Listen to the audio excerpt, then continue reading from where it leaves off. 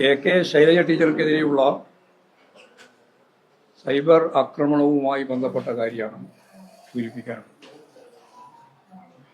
വടകരയിലെ LDF സ്ഥാനാർത്ഥിയും മുൻ ആരോഗ്യവകുപ്പ് മന്ത്രിയുമായ സഖാവ് കെ ശൈലജയ്ക്ക് നേരെയുള്ള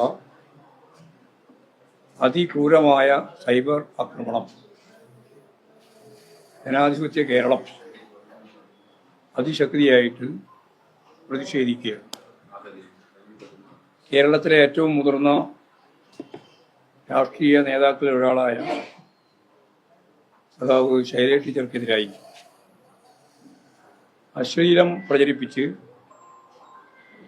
അതൊരു ഉപകരണമായി ആക്രമിക്കാൻ UDF ശ്രമം കേരളത്തിൽ വില പോകുന്നതല്ല എന്ന് വ്യക്തമാക്കാൻ ഞാൻ ആഗ്രഹിക്കുകയാണ്. കേരളത്തിലെ ജനാധിപത്യ സമൂഹമാകെ ശൈലജ ടീച്ചർക്കൊപ്പം അണിനിരക്കുമെന്ന കാര്യത്തിൽ സംശയമില്ല.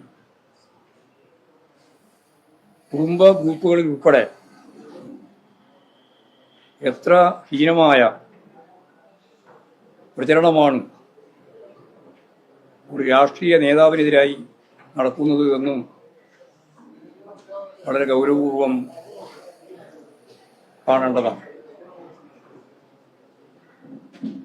ഇത് UDF നേതൃത്വമോ സ്ഥാനാർത്ഥിയോ അറിയാതെ നടക്കുന്ന ഒന്നല്ലെന്ന് വളരെ വ്യക്തമാണ്. സ്ഥാനാർത്ഥി തന്നെ വ്യക്തമാക്കിയത്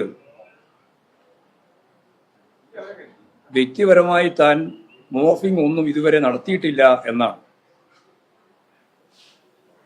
എന്നാൽ അദ്ദേഹം ഇതിനായി പ്രത്യേക സംഘത്തെ തന്നെ വടകരയിൽ ഇറക്കിയിട്ടുണ്ട്. എൻ്റെ വടകര KL18 എന്ന ഇൻസ്റ്റഗ്രാം പേജിലാണ് ഏറ്റവും മോശമായ രീതിയിലുള്ള ചിത്രങ്ങൾ പ്രചരിപ്പിച്ചത്. കുടുംബ ഗ്രൂപ്പുകളിലേക്ക് മോർഫ് ചെയ്ത ചിത്രങ്ങൾ അയക്കുകയും വളരെ മോശമായ രീതിയിൽ പ്രചരിപ്പിക്കുകയും ചെയ്യുകയാണ് ഉണ്ടായത്. ഒരു മറയുമില്ലാതെ സ്വന്തം ഐഡികളിൽ നിന്നാണ് UDF പ്രവർത്തകർ ഈ പ്രചരണം നടത്തുന്നത്. അത് നേതൃത്വം നൽകുന്ന UDFന്റെ പൂർണ്ണമായ പിന്തുണയും നേതൃത്വം ഞങ്ങളോടൊപ്പമാണ് എന്നുള്ള ബലത്തിലാണ് ഈ അശ്ലീല ആക്രമണം അവർ സംഘടിപ്പിക്കുന്നത്. അടിയന്തരമായി ഇത്തരം അശ്ലീല ആക്രമണങ്ങൾ അവസാനിപ്പിക്കണമെന്നും അതിന് UDF തന്നെ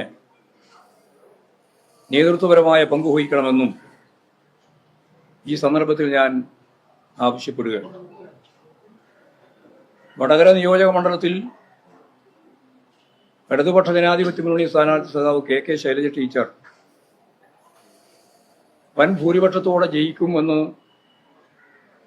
ജനങ്ങളുടെ നിശ്ചയദാർഢ്യം തിരിച്ചറിഞ്ഞ UDF രാഷ്ട്രീയമായിട്ട് നേരിടാനാവില്ല എന്നുറപ്പായപ്പോൾ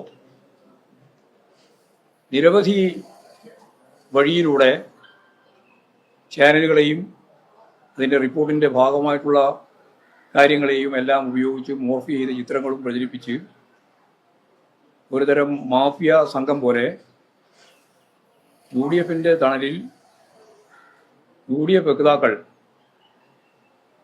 സ്ഥാനാർത്ഥിയുടെ അറിവോടുകൂടി തന്നെ ഇത്തരം പരിപാടികൾ ആസൂത്രണം ചെയ്ത് മുമ്പോട്ടേക്ക് പോകുന്നത് ഹീനമായ ഒരു ഇലക്ഷൻ പ്രവർത്തന തന്ത്രമാണ്.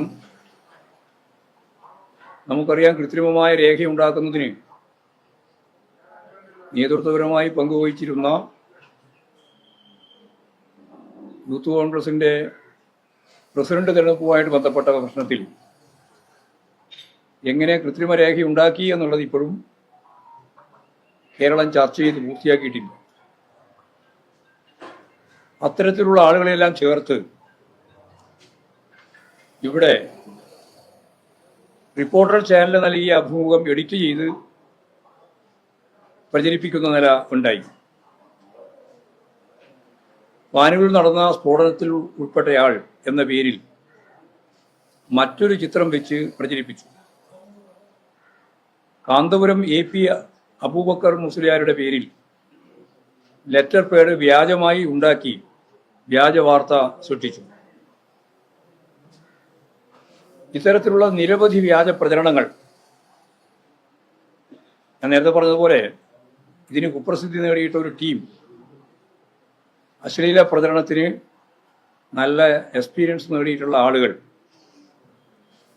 രാഷ്ട്രീയ രംഗത്തേക്ക് വരുന്നു, അവർക്ക് പിന്തുണ നൽകുന്നു എന്നുള്ളതാണ് ഇന്നേ വരെ കേരളത്തിൻ്റെ രാഷ്ട്രീയ ചരിത്രത്തിൽ ഇല്ലാത്ത ഇത്തരം ഒരു ശ്രമം. പ്രത്യേകിച്ച് ഇടതുപക്ഷ ജനാധിപത്യങ്ങളുടെ ഏറ്റവും പ്രമുഖയായ നേതാവ്, മുൻ മന്ത്രി, കേരളം ആദരിക്കുന്ന ഏറ്റവും പ്രധാനപ്പെട്ട വനിതകൾക്കിടയിലുള്ള ഏറ്റവും ശ്രദ്ധേയമായ നേതാവ് സ്ഥാനാർത്ഥിയായ വടകരയിൽ ഇത്തരത്തിലുള്ള പ്രചരണങ്ങളാണ് വ്യാപകമായിട്ട് സൃഷ്ടിക്കുന്നത്.